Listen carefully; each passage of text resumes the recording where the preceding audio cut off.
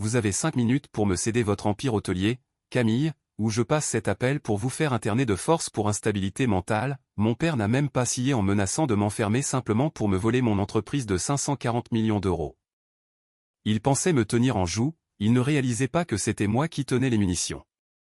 J'ai attendu qu'il finisse son vin, la dernière bouteille de prix qu'il boirait jamais, et j'ai posé ma fourchette avec un cliquetis sec. Tu te trompes, papa, je ne suis pas venu ici pour négocier une reddition, je suis venu pour signifier un avis d'expulsion. J'ai glissé ma main sous ma chaise, j'ai sorti le lourd classeur juridique que j'avais caché et je l'ai projeté sur la table entre nous. 4 heures plus tôt, la seule chose qui occupait mon esprit était le bandeau défilant au bas de l'écran de télévision dans mon bureau, groupe hôtelier Valois, valorisé à 540 millions d'euros. Je me tenais devant les baies vitrées de mon siège social à la Défense, contemplant ce Paris qui connaissait enfin mon nom. J'ai 29 ans, et j'ai passé les 5 dernières années à me battre en partant de rien pour bâtir cette vue. Puis mon téléphone a vibré sur mon bureau en acajou. Ce n'était pas un appel de félicitations, c'était un SMS d'Edouard, dîner de famille. 19 heures. Urgent. Ne sois pas en retard. Pas de bonjour, pas de « je suis fier de toi », juste un ordre, comme si j'étais encore cette jeune fille de 24 ans terrifiée qu'il avait jetée à la rue parce qu'elle aimait l'homme qu'il ne fallait pas. Mon estomac s'est noué, un réflexe fantôme d'une époque où sa désapprobation pouvait physiquement m'écraser. Il y a 5 ans, Édouard avait verrouillé les grilles en fer forgé de notre hôtel particulier du 16e arrondissement Aulnay. Il avait traité mon mari, Julien, de simple dessinateur parasite et m'avait dit que si j'épousais un architecte sans le sou, je serais morte pour l'héritage de la famille Leroy. Il m'a coupé l'accès au compte familial, à mes contacts, et même à ma mutuelle. Il voulait nous voir mourir de faim pour que je revienne en rampant, suppliant son pardon. Il ignorait que la faim est un puissant moteur. Julien et moi avons survécu avec des soupes instantanées et de l'angoisse pendant 2 ans. Nous dormions sur un matelas posé au sol dans un studio du 18e qui sentait le plâtre humide pendant que nous rénovions notre premier hôtel-boutique de nos propres mains. Édouard pensait me briser, il était en train de me forger en quelque chose qu'il ne pourrait jamais contrôler. J'ai repris mon téléphone, le pouce hésitant au-dessus du bouton supprimer. Pourquoi y aller? Je n'avais pas besoin de lui, je n'avais certainement pas besoin de son drame urgent, mais je me suis souvenu de la notification de mon application de messagerie cryptée. J'ai ouvert la conversation sécurisée avec Lucas, mon frère cadet. Il était le seul encore piégé dans le manoir, jouant le rôle du fils obéissant tout en m'alimentant secrètement en informations. 2 jours plus tôt, il m'avait envoyé la photo d'un document froissé qu'il avait repêché dans la corbeille du bureau d'Édouard.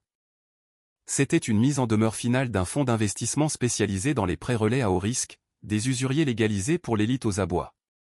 J'ai zoomé sur les chiffres, la dette n'était pas juste un impayé de crédit immobilier, c'était 25 millions d'euros de prêts toxiques garantis personnellement par Édouard, exigibles en totalité sous 48 heures. La réalisation m'a frappé comme une décharge d'adrénaline.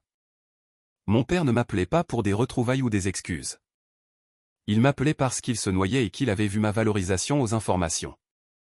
Il me voyait comme une bouée de sauvetage.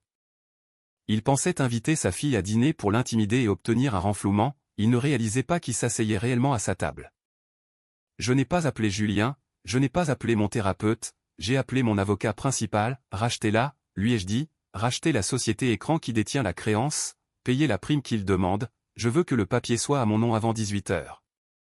Quand je suis sorti de mon bureau pour prendre l'ascenseur, j'ai vérifié mon reflet dans les portes chromées. La fille effrayée avait disparu. Ce soir, je ne rentrais pas voir mon père, j'allais rendre visite à mon débiteur. La salle à manger ressemblait moins à un lieu de repas familial qu'à une crypte où l'affection venait s'éteindre. Ma mère, Constance, était assise à ma droite, tortillant sa serviette en lin jusqu'à ce que ses articulations deviennent blanches. Elle refusait de me regarder. Lucas était en face, fixant intensément les motifs floraux de la porcelaine fine, son silence était un signal clair, il savait ce qui allait arriver. Édouard trônait en bout de table. Il ne m'a pas salué, ne m'a pas demandé comment j'allais depuis 5 ans, il s'est contenté de saisir la carafe pour se servir un verre d'un grand cru de Bordeaux à 3 000 € la bouteille, de l'argent qu'il n'avait plus. Alors qu'il penchait la bouteille, je l'ai vu, un tremblement microscopique de sa main. Le goulot en cristal a cliqueté contre le bord du verre. Il a reposé la bouteille trop brutalement pour masquer son anxiété. Il n'était pas calme, il était terrifié. J'ai vu les nouvelles, a-t-il dit en découpant son steak avec une violence inutile. La chance du débutant est une drogue dangereuse, Camille, elle fait croire à des gamines amateurs qu'elles sont de véritables femmes d'affaires.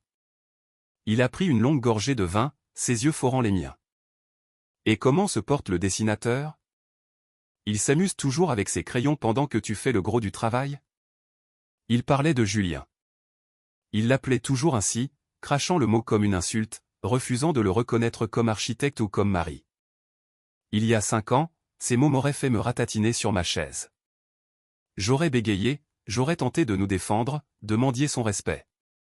Ce soir, je me contentais de l'observer. J'observais la sueur perler sur sa lèvre supérieure malgré la fraîcheur de la pièce. J'observais ses yeux se diriger involontairement vers l'horloge comtoise contre le mur, mesurant le temps qu'il lui restait. Ce n'était pas un roi tenant conseil, c'était un animal acculé montrant les crocs parce qu'il n'avait plus d'autre défense. Je ne ressentais pas de colère, je ressentais le détachement clinique d'un pathologiste examinant une tumeur. J'attendais juste le moment de l'incision. Nous devons protéger les actifs familiaux, a-t-il dit, sa voix descendant d'un ton pour feindre l'inquiétude. J'ai parlé avec des spécialistes, tu es manifestement sous une pression énorme et cela te rend erratique, instable. Il a plongé la main dans la poche de sa veste et a fait glisser une épaisse enveloppe Kraft sur la table en acajou. Elle s'est arrêtée à quelques centimètres de mon assiette. J'ai ouvert le dossier. Le document du dessus était un projet de demande de mise sous tutelle en urgence. En dessous se trouvaient 3 évaluations psychiatriques détaillant ma grave dépression nerveuse, ma paranoïa et mon incapacité à gérer des finances complexes. Tout était signé, scellé et prêt à être déposé au tribunal le moment où je refuserais de coopérer. J'ai jeté un coup d'œil à la signature sur la première évaluation, le docteur Alain Vance, un homme que je n'avais pas vu depuis mes 12 ans. Vance a signé ça? Ai-je demandé d'une voix atone. Il ne m'a pas soigné depuis des décennies, il perdrait sa licence médicale pour parjure avant même que l'encre ne sèche. Édouard a souri, un étirement cruel et fin de ses lèvres qui n'atteignaient pas ses yeux. Vance ne s'inquiète pas pour sa licence, Camille, il s'inquiète pour les 200 000 € de dettes de jeu que j'ai épongées pour lui au casino de Deauville l'hiver dernier. Il écrit exactement ce que je lui dis d'écrire. La réalisation m'a frappé avec le poids d'une pierre, ce n'était pas seulement un tyran, c'était un marionnettiste qui collectionnait les péchés des gens pour s'en servir comme de laisse. Il croyait vraiment pouvoir m'enfermer et voler ma vie simplement parce qu'il tenait un joueur dégénéré par la gorge. Il pensait que c'était son échec et mat. Il s'est penché en avant, une odeur de vin et d'arrogance émanant de lui. Tu signes le transfert de contrôle en ma faveur volontairement ou le docteur Vance dépose ses documents demain matin. Tes actions s'effondrent, tes investisseurs s'enfuient et je prends le relais de toute façon pour te sauver. C'est ton choix. J'ai regardé l'enveloppe, puis je l'ai regardé, lui.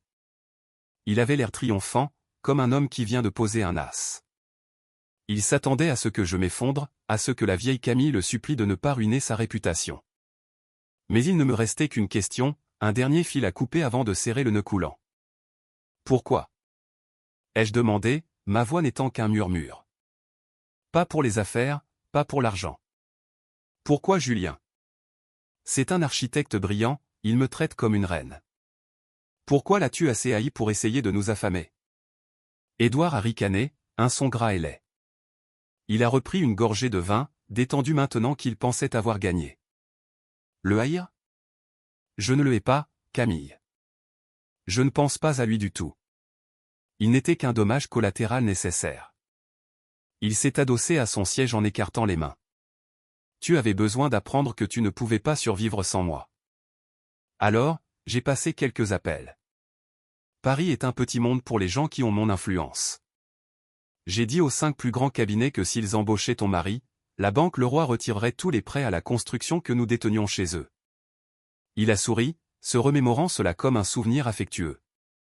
J'ai entendu dire que vous viviez dans une chambre de bonne pendant un temps, mangeant des pâtes, portant des manteaux d'occasion. J'avoue que je vérifiais vos dossiers de crédit occasionnellement juste pour voir à quel point vous étiez proche de craquer. Je n'étais pas cruel, ma chérie, j'agissais en père. Je devais te laisser toucher le fond pour que tu te souviennes de qui tient l'échelle. Voilà, c'était là. Les aveux. Il ne s'était pas contenté de nous regarder lutter, il l'avait orchestré. Chaque nuit où j'ai pleuré en m'inquiétant pour le loyer, Chaque fois que Julien rentrait vaincu d'un autre entretien refusé, chaque repas sauté, Édouard avait tout dirigé depuis cette table. Il considérait notre pauvreté comme une stratégie éducative. Le dernier grain microscopique de culpabilité que je ressentais pour ce que j'allais faire s'est évaporé. J'ai tendu la main et j'ai fait glisser l'enveloppe des fausses expertises psychiatriques vers lui. Elle a heurté son verre de vin avec un tintement sec. « Tu adores les leviers de pression, papa ?» ai-je dit, ma voix se transformant en acier. « Alors parlons des tiens. Qu'est-ce que tu fais ?» a-t-il aboyé, son sourire vacillant. « Tu signes ces papiers ou Vance dépose sa demande demain. Le docteur Vance peut déposer ce qu'il veut, ça n'aura aucune importance parce que tu ne négocies plus avec une PDG, tu négocies avec ton propriétaire. » J'ai ouvert le lourd classeur juridique. À l'intérieur, ce n'était pas un accord de fusion, c'était une pile de documents de transfert frappés du sceau du tribunal de commerce de Paris. J'ai retourné le classeur pour qu'il puisse lire la page de garde. Tu as contracté un prêt relais de 25 millions d'euros il y a 6 mois auprès d'un fonds privé appelé Cerberus Capital. Taux élevés, court terme, garanti par ton patrimoine personnel et surtout par 51% de tes actions avec droit de vote dans la banque Leroy. Le visage d'Édouard est devenu gris. C'est confidentiel, comment sais-tu cela? Cerberus Capital était une société écran, ai-je interrompu, ils cherchaient à se débarrasser de leurs créances à risque la semaine dernière. Ils pensaient que tu allais faire défaut, alors ils ont vendu la créance pour une fraction de sa valeur. Je me suis penché en avant, verrouillant mon regard dans le sien. J'ai racheté la créance, papa.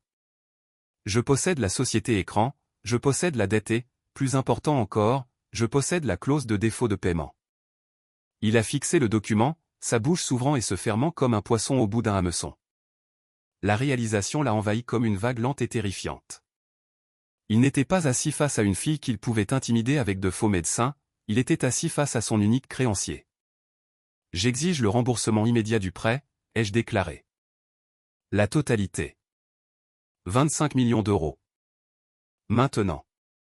Le visage d'Édouard a viré au pourpre maladif, une veine battant à sa tempe. Il s'est levé si brusquement que ses genoux ont percuté la table, faisant sauter l'argenterie, et sa lourde chaise en chêne s'est renversée sur le parquet. C'est une fraude. A-t-il hurlé, des postillons volant de sa bouche. Tu ne peux pas faire ça, je vais déchirer ces papiers. Il s'est précipité vers le classeur. Lucas s'est levé d'un bond, sa chaise grinçant sur le sol. Papa, arrête. Édouard l'a bousculé violemment. Mon frère a trébuché contre le buffet, renversant une carafe en cristal qui a explosé en 1000 éclats brillants. Rassis-toi, espèce de lâche. A rugi Édouard, les yeux fous, griffant les pages du classeur, prêt à réduire ma victoire en confetti. Je n'ai pas bougé, je n'ai pas tressailli. J'ai simplement repris mon téléphone. Mon pouce survolait un message pré-rédigé pour mon avocat, un seul mot, exécuté. J'ai regardé mon père se débattre avec la reliure, le souffle court, sa dignité envolée, tel un homme luttant contre un fantôme. Puis j'ai cliqué sur envoyer. Vas-y, ai-je dit, ma voix tranchant ses halètements. Déchire-le, brûle-le, mange-le si tu veux. Édouard s'est figé, les pages froissées entre ses poings. Il a levé les yeux vers moi, la poitrine haletante. Ça n'a aucune importance, ai-je dit en verrouillant mon écran et en posant le téléphone. Ce classeur n'est qu'une copie de courtoisie. Mon équipe juridique attendait mon signal. Ils viennent de déposer électroniquement la signification de saisie auprès du greffe. C'est désormais officiel. J'ai tapoté la table. C'est du domaine public, papa. La dette est exigée, le défaut est enregistré, le compte à rebours est terminé. Il a laissé tomber le classeur avec un bruit sourd. Tu ne peux pas. J'ai des actifs, j'ai cette maison. Saisir la maison prendrait trop de temps, ai-je corrigé, je ne voulais pas de la maison, je voulais de la rapidité. Je me suis levé, lissant ma robe comme si nous discutions d'un plan de table et non d'un effondrement financier. C'est pourquoi j'ai examiné l'accord de garantie que tu as signé avec Cerberus. Pour obtenir ce prêt, tu as mis en gage ta participation majoritaire dans la banque Leroy. J'ai contourné la table jusqu'à me trouver directement devant lui. Il sentait le vin aigre et la peur. Selon le code de commerce, un créancier gagiste peut saisir les droits de vote immédiatement en cas de défaut pour protéger l'actif. Je me suis penché plus près, ma voix tombant dans un murmure. Je suis le créancier. Je viens d'exercer ce droit. Je possède tes actions, Édouard. Je contrôle le conseil d'administration, je contrôle le bâtiment, je te contrôle. Son téléphone a commencé à vibrer dans sa poche, puis le mien, puis celui de Lucas, un cœur sinistre d'alerte annonçant la fin. C'est probablement le secrétaire du conseil, ai-je dit calmement, ils ont été notifiés du changement de contrôle. J'ai soutenu son regard. Félicitations pour ta retraite, papa. Tu viens d'être licencié de ta propre entreprise. Édouard fixait son écran comme s'il était écrit dans une langue qu'il n'avait jamais apprise. Les couleurs ont quitté son visage si vite qu'on aurait dit que la gravité les avait aspirées. Il s'est affaissé sur sa chaise avec un bruit d'air s'échappant d'un pneu crevé. Pendant des années, des décennies, il avait été un géant dans ma vie, l'homme qui faisait la pluie et le beau temps dans notre maison. Maintenant, il paraissait minuscule dans son costume de luxe, un vieil homme méchant qui avait trop emprunté pour acheter une affection qu'il n'avait jamais méritée. Il s'est tourné vers ma mère. « Constance, a-t-il croassé, dis-lui que c'est de la folie. » Ma mère n'a pas bougé. Normalement, elle serait intervenue pour adoucir, apaiser, justifier sa rage. Ce soir, elle ne le regardait pas. Elle me regardait, moi, les yeux écarquillés par la terreur et autre chose, de l'admiration. On pouvait voir les calculs se faire dans sa tête, la réalisation que la fille qu'elle avait plainte venait de prendre la couronne du roi sans même transpirer. Elle a bu une gorgée d'eau, n'a rien dit. Ce silence était plus bruyant que ses hurlements, c'était le bruit de la loyauté qui changeait de camp. J'ai regardé Lucas. Il a levé le verre de vin qu'il n'avait pas touché de la soirée et a pris une longue et lente gorgée. Puis il l'a reposé et a croisé mon regard. Le coin de sa bouche a tressailli, imperceptiblement mais de façon indéniable, un salut. « Tu as 30 jours, ai-je dit, laissant les mots s'installer sur la pièce comme une couverture de plomb. 30 jours pour évacuer le bureau de la direction à la tour de la Défense. J'ai déjà donné instruction à la sécurité du bâtiment de révoquer ton badge d'accès à partir de minuit ce soir. Demain, tu pourras y aller avec une escorte pour récupérer tes effets personnels, tes photos, tes plantes. Laisse les dossiers. » Édouard a émis un son étranglé. « J'ai bâti ce bureau. Et tu t'en es servi comme levier pour couvrir tes paris perdus, ai-je répliqué. Maintenant, il est à moi. Mon équipe auditera les comptes lundi. Si je trouve d'autres fonds détournés, je ne me contenterai pas de te licencier, Édouard. J'ai marqué une pause comme on brandit une lame. Je te poursuivrai en justice.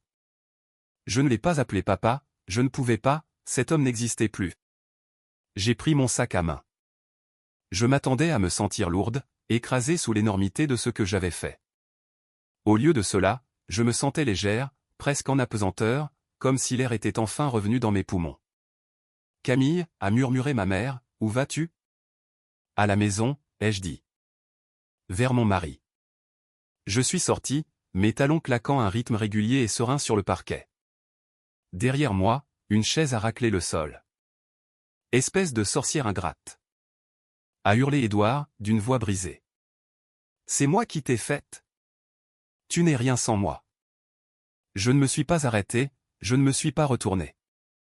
J'ai continué à marcher devant les portraits d'ancêtres qui m'auraient détesté, à travers le hall silencieux comme un musée et j'ai franchi la lourde porte d'entrée en chêne. L'air de la nuit a frappé mon visage, froid, vif, pur.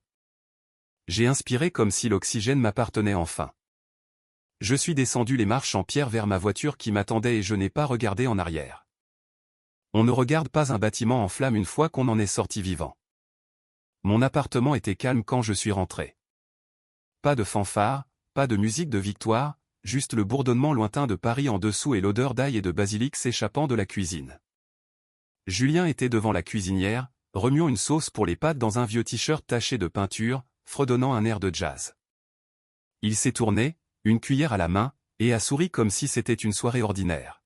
« Salut » a-t-il dit chaleureusement, « j'ai fait ton plat préféré, des nouilles bon marché et du vin de luxe, la tradition. » Il n'a pas demandé si j'avais gagné, il n'a pas demandé ce que j'avais détruit, il m'a juste offert le dîner. J'ai posé mon sac et je suis allé vers lui, pressant mon visage contre son cou, une odeur de savon, de sueur de bois et de sécurité. La tension qui maintenait ma colonne vertébrale droite depuis des heures s'est enfin relâchée. Je n'ai pas pleuré, mais j'ai laissé échapper un soupir que j'avais l'impression de retenir depuis des années. C'est fini, ai-je murmuré, il ne peut plus nous nuire. Julien a entouré ses bras autour de moi et m'a tenu fermement. Pas d'autosatisfaction, pas de célébration, juste de la présence. Nous sommes libres, a-t-il dit doucement. Nous avons mangé sur le balcon, regardant les lumières de la ville s'allumer comme des lucioles. Nous avons parlé du design du nouvel hôtel, de l'endroit où mettre la piscine sur le toit, et si nous devions adopter un chien. Nous n'avons pas parlé d'Édouard, nous n'avons pas parlé d'argent. Nous avons parlé de notre vie, celle que nous avons bâtie brique par brique sans la permission de personne.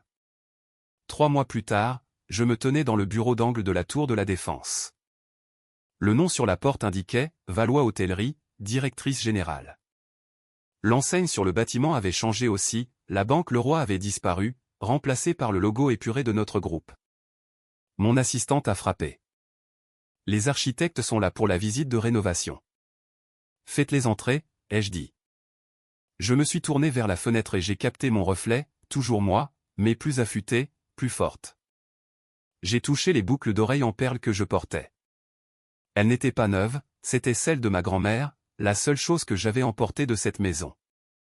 Une semaine après le dîner, ma mère me les avait envoyées avec un mot, elle aurait voulu que tu les aies. Je ne les ai pas gardées par sentimentalisme, je les ai gardées comme un rappel. On dit qu'on ne choisit pas sa famille, mais on peut choisir de s'en séparer professionnellement.